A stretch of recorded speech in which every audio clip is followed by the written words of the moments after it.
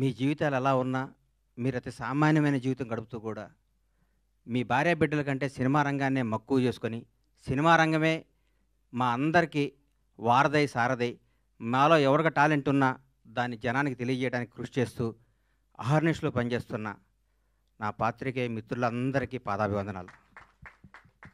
మీరు చేసే కళామ తల్లి సేవలో మీరు చేసే కష్టంలో మీరు ఫలితం పొంది చాలా తక్కువ, మీరు అనుభవిస్తుంది చాలా తక్కువ.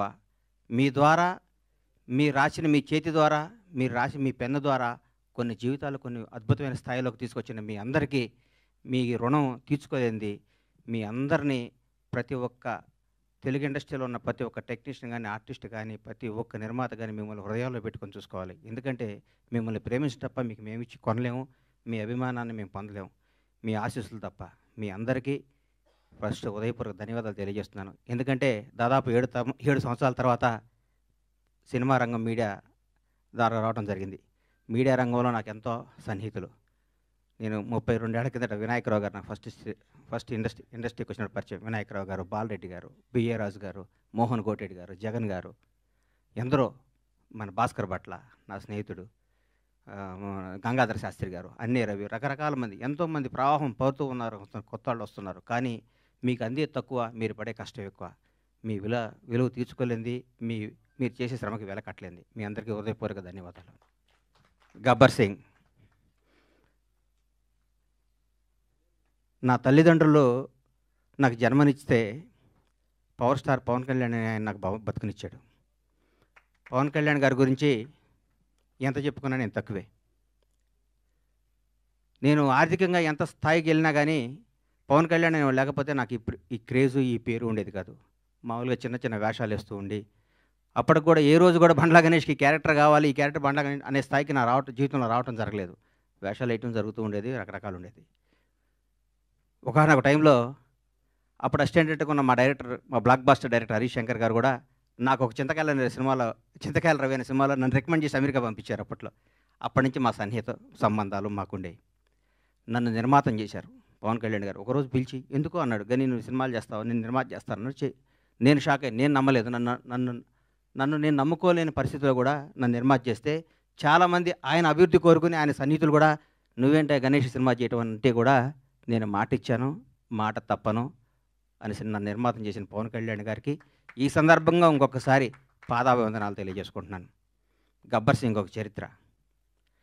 ఈరోజు మార్నింగ్ ఎక్కడో వాకింగ్ చేసి బయటకు వస్తుంటే, ఏందన్నా గబ్బర్ సింగ్ రిలీజు అంటున్నావు, టీవీలో వస్తుంది, గొడవ ఉంది, రెండో రిలీజ్కి ఎంత క్రేజ్ అయిందా అని అడిగాడు ఒక ఆయన. నేనన్నా, హిందువులకి భగవద్గీత, ముస్లింలకి ఖురాన్, క్రైస్తవులకి బైబిల్ ఎంత పవిత్రమైందో పవన్ కళ్యాణ్ అభిమానులకు కూడా గబ్బర్ సింగ్ ఎంత పవిత్రమైందిరా బాబు, అది అప్పుడు చిరస్థాయిగా గుండెల్లో ఉండిపోయేది అని చెప్పాను. దాని గురించి మనం ఏం చేయలేం. ఈ సినిమా అణువణువున ఏ బ్రహ్మ ముహూర్తాన భగవంతుడు ఈ ముహూర్తాన్ని క్లాప్ కొట్టించాడో కానీ ఏ బ్రహ్మ ముహూర్తం హరీష్ శంకర్ గురించి చెప్పాలి. హరీష్ శంకర్ అనేవాడు జీవితంలో కోపానికి పగకి తేడా ఉంటుంది. కోప్పడేవాడు ఎవడో హానికరదు. కోపం అనేది నీడపాము లాంటిది, అది కరిచిన ప్రమాదం లేదు. పగ అనేది నాగుపాము లాంటిది, కరిస్తే చచ్చిపోతాం. మేమందరం కోప్పడే బ్యాచ్ అది.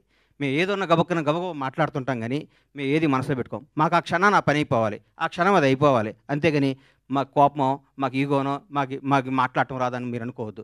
మేము చాలా చిన్న స్థాయి నుంచి వచ్చిన వాళ్ళం కాబట్టి, చిన్న కుటుంబాల నుంచి వచ్చిన వాళ్ళం కాబట్టి, ఈ రంగుల ప్రపంచంలో మాకు స్థాయి వచ్చింది కాబట్టి, ఈ రంగుల దాంట్లో మాకు పేరు వచ్చింది కాబట్టి, దీన్ని నిలుపుకునే తాపత్రంలో మేము గబగబా మాట్లాడి కొన్ని తప్పులు చేస్తే దాన్ని మీరు మనసుకు తీసుకొని మమ్మల్ని హర్ట్ చేశాడు, మీ చేతిలో పెన్ అనే ఆయుధంతో మా జీవితాన్ని మీద మచ్చరాయకూడదని మనస్ఫూర్తిగా మీకు కోరుకుంటూ, మీ ఆశీస్సులు ఉండాలని ఆశిస్తూ, మీ అందరి ఆశీస్సులతో మేము పైకి రావాలని ఇంకొకసారి కోరుకుంటున్నాం. ఈ గబ్బర్ సింగ్ అనే సినిమాని అణువణువున ప్రతి అడుగు, ప్రతి మాట, ప్రతి క్షణం, ప్రతి కష్టం హరీష్ శంకర్కే చెందుతుంది. హీరో గారితో అంతకుముందు నేను తీన్మార్ సినిమా తీశా. హీరో గారు ఎవరేం చెప్తే అది చేస్తాడు, పాపం నమ్మితే వదిలేస్తాడు. గబ్బర్ సింగ్ అనే చిత్రాన్ని హరీష్ శంకర్ ఏం చెప్తే అది చేద్దామని ఫస్ట్ డే నాతో చెప్పాడు. బాబు నేను షర్టు గుండీ లిపితే పోలీసు అడిగిపోతాడా అని అడిగాను నేను ఒకరోజు. నీకెందుకురా, నువ్వు దూరం కూర్చో అనేవాడు నన్ను. ఆయన ప్రతి ఒక్కటి అంత గొప్ప సినిమా. 12 సంవత్సరాల కెరీర్లో ఆ ప్రయాణంలో ఒక్కొక్కళ్ళు మల్లెపూలు ఇస్తే కొంత తల్లో పెట్టుకుంటే కొంత ఎక్కడో పెట్టుకుంటారు. హరీష్ శంకర్ని వాడుకునేవాడికి తెలుస్తుంది హరీష్ శంకర్ పవర్ ఏంటో. వాడుకునేవాడు ఎక్కడో పెట్టుకుంటే మనం ఏం చేస్తాం దానికి.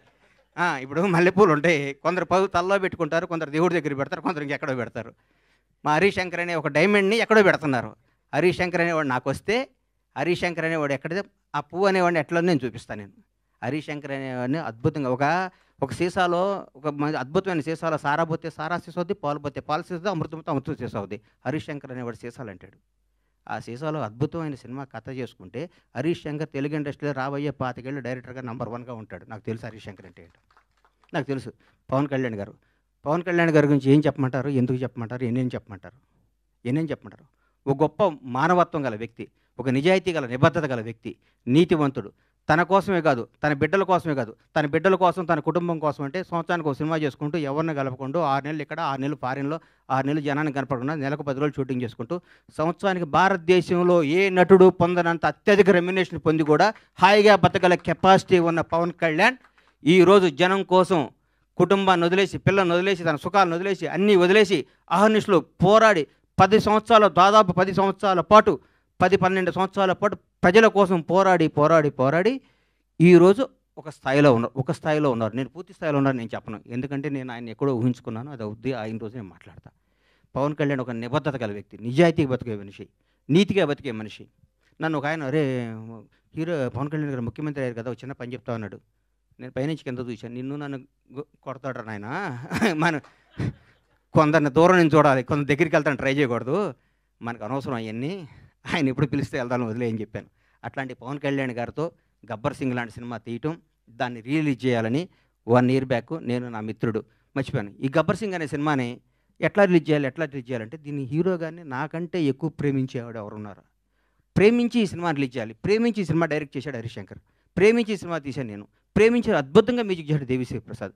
ప్రతి ఒక్కళ్ళు, రమేష్ రెడ్డి గారు కానీ, సతీష్ కానీ, ఆ కోడైరెక్టర్లు కానీ, మా బాబీ కానీ, రామారావు గారు కానీ, ప్రతి ఒక్కళ్ళు ఈ సినిమాకి, మా విజయ్ కానీ డైరెక్టర్ అయ్యాడు, విజయ్ కానీ ఒక్కళ్ళు కాదు, మా హనుమంతరావు గారు కానీ, మా సుబ్రహ్మణ్యం కానీ, మా అయ్యప్ప కానీ, మా ప్రొడక్షన్ కానీ, మా టీం, మా శ్రీనివాస్ గారు కానీ, ప్రతి ఒక్కళ్ళు ఈ సినిమా ఇది కొట్టాలి సార్, ఇది కొట్టాలి, ఇది పండగ. ప్రతిరోజు మా ఇంట్లో ప్రతి షూటింగ్ అంటే పండగ జరిగే షూటింగ్. ఈ షూటింగ్లో హీరో గారు గుర్రం నుంచి పడబోయాడు. ఇక్కడ మన అది ఎవరన్నది గుజరాత్లో. షాక్ అయిపోయాను నేను, కింద పడితే ప్రాణం పోయేది. ఆ రోజు పవన్ కళ్యాణ్ గారికి ప్రాణం పోయేది.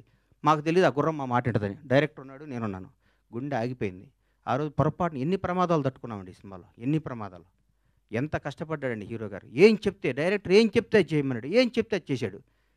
జనం దీనికి బ్రహ్మరథం పట్టారు. పవన్ కళ్యాణ్ కడుపు నిండా ఒకే రోజు బిర్యానీ, చికెన్ బిర్యానీ, మటన్ బిర్యానీ అన్ని కలుపుకొని కడుపు నిండా నిద్రపోయిన ఈ సినిమాని ఈ విధంగా రిలీజ్ చేయటం నా అదృష్టం. మా సత్యనారాయణ గారికి, ఈ సత్యనారాయణ గారిని ఎందుకు ఎన్నుకున్నానంటే, జనసేన నాయకుడు ఆయన. పవన్ కళ్యాణ్ గారిని నాకంటే ఎక్కువ అభిమానించేవాడు, పవన్ కళ్యాణ్ గారిని నాకంటే ఎక్కువ ఉన్నత స్థాయిలో చూడడానికి గొడవ కూడా చేసేవాడు. అట్లాంటి ఆయన చేతిలో ఈ సినిమా పెడితే అద్భుతంగా ఉంటుంది. ఈ సినిమాని ప్రతి ఒక్కరూ ఈరోజు రిలీజ్ అయిందనే విధంగా చూసే విధంగా ఈరోజు ఇంత క్రేజ్ రావటం అంటే, గబ్బర్ సింగ్ రిలీజ్ అప్పుడు ఎన్ని ఫోన్లు వచ్చినా అన్ని ఫోన్లు వస్తాయి, నాకు టికెట్లు అని. నేను థియేటర్లకు ఫోన్ చేసిన టికెట్లు, సార్ ఇది సెకండ్ రిలీజ్ అని మేము ఆల్రెడీ అన్ని పెట్టేస్తే మొత్తం అయిపోయినాయి సార్, మాకే టికెట్లు లేవు అంటున్నారు వాళ్ళు. నేనేం చెప్పాలి, నాకు అర్థం కావట్లేదు. థియేటర్లు పెంచుతున్నాం, అద్భుతంగా చేస్తున్నాం. ఇది సినిమాని ఇంకొకళ్ళు రిలీజ్ చేయాలంటే కూడా గబ్బర్ సింగ్ అంత కలెక్షన్ రావాలని అనుకొని రిలీజ్ చేసే స్థాయిలో ఉంటుంది ఈ సినిమా రిలీజ్. ఏ సినిమా రిలీజ్ గబ్బర్ సింగ్లా కలెక్ట్ చేస్తండి అని ఏ సినిమా అయినా ఈరోజు తెలుగు సినిమా రంగం, భారతదేశంలో తెలుగు సినిమా రంగం వైపు చూస్తున్నారు. ఒకప్పుడు బాంబే అనేవాళ్ళు, తమిళనాడు, చెన్నై ఎట్లా అనేవాళ్ళు. ఈరోజు ఇండియన్ మొత్తం, ఒక రాజమౌళి, ఒక సుకుమార్, ఎంతోమంది, ఒక మన నాగశ్విన్, అద్భుతమైన డైరెక్టర్లు మన ఇక్కడి నుంచి వెళ్తున్న. భారతదేశం మొత్తం తెలుగు వాడిని చూసి తెలుగు నిర్మాత, తెలుగు డైరెక్టర్, తెలుగు యాక్టర్ని గర్వంగా చూస్తున్న స్థాయికి వస్తే, ఈ రంగంలో నేను 7 సంవత్సరాల సినిమా తీయడం చాలా బాధ అనిపిస్తుంది. నేను తప్పు చేశాను, నన్ను క్షమించాలి. నేను సినిమాలు తీస్తా, నేను సినిమాల్లోనే పుట్టాను, సినిమాల్లోనే ఉంటాను.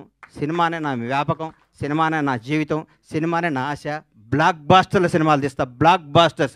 ఇండస్ట్రీ మొత్తం బండ్లా గణేష్, పరమేశ్వర ప్రొడక్షన్స్ అంటే ఏంటో మళ్ళీ చూపిస్తానికి అదే సంకల్పంతో బతుకుతానని మీ అందరు ఆశీస్సులు కావాలి, మీ అందరు అభిమానం కావాలి, మీ అందరు ప్రోత్సాహం కావాలి.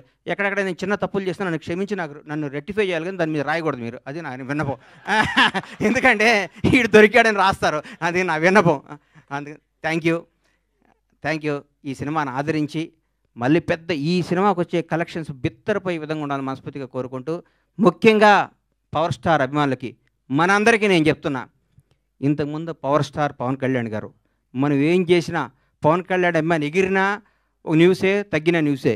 ఇప్పుడు నేను చెప్తున్నా, గౌరవ ఆంధ్రప్రదేశ్ రాష్ట్ర ఉప ముఖ్యమంత్రి, జనసేన నాయకుడు, ఈరోజు భారతదేశాన్ని పరిపాలిస్తున్న ప్రభుత్వంలో ఒక కీలక పాత్ర పోషిస్తున్న మహోన్నత వ్యక్తి. మనం థియేటర్లో చాలామంది థియేటర్లు ఎందుకు ఇవ్వట్లేదు అంటే, బాబోయ్ మీ పవన్ కళ్యాణ్ ఫ్యాన్స్ మా సీట్లు ఎరగొడతారంటున్నారు. మీ అందరికీ చెప్తున్నాం సార్, ఎగ్జిబిటర్స్ అందరికీ, మా పవన్ కళ్యాణ్ ఫ్యాన్స్ ఇంతకు ముందు కాదు, క్రమశిక్షణ గల వాళ్ళు. మీ సీట్లు ఎరగొట్టరు, ఆనందం తెలియజేసుకుంటారు, మీకు ఏ నష్టం చేయరు. దయచేసి మాకు థియేటర్లు ఇవ్వండి. దయచేసి చేతులెత్తి నమస్కరిస్తున్న ఎగ్జిబిటర్స్ అందరికీ థియేటర్స్ ఇవ్వండి. పవన్ కళ్యాణ్ ప్రతి ఒక్క అభిమాని సెప్టెంబర్ 2వ తారీఖు నాడు ఉదయాన్నే గుడికి వెళ్తాడు, 11 థియేటర్కి వెళ్తాడు. ఇది కన్ఫర్మ్. గుడికి వెళ్ళి పవన్ కళ్యాణ్ 100 ఏళ్ళు బతకాలనుకుంటారు, థియేటర్కి వచ్చి పవన్ కళ్యాణ్ ఉత్సవాలు చూసుకుంటారు. ఈ రెండింటిని మాత్రం మీరు మమ్మల్ని నిరుత్సాహపరచొద్దు. దయచేసి ఆంధ్రప్రదేశ్లో ఉన్న తెలుగు రాష్ట్రాల్లో ఉన్న ప్రతి ఎగ్జిబిటర్కి చేతులెత్తి నమస్కరిస్తే రిక్వెస్ట్ చేస్తున్నా, థియేటర్ మీ థియేటర్ పవన్ కళ్యాణ్ ఫ్యాన్స్ తరపున, పవన్ కళ్యాణ్ అభిమానుల తరపున, ఒక అభిమానిగా, పవన్ కళ్యాణ్ భక్తుడుగా నేను మీ అందరికీ మాటిస్తున్నాను. మా వాళ్ళు థియేటర్లు ఎరగొట్టరు, థియేటర్లు ఆగం చేయరు. పవన్ కళ్యాణ్ మనుషులు అండి మేము. మా బాస్ ఇలా ఆంధ్రప్రదేశ్ రాష్ట్ర ఉప ముఖ్యమంత్రి, జనసేన అధ్యక్షుడు, ఇంతకుముందు పవర్ స్టార్ కాదు. మేము మా దేవుడి కోసం మీకు ఏ హాని తలపెట్టాం, మేము అభిమానించుకుంటాం.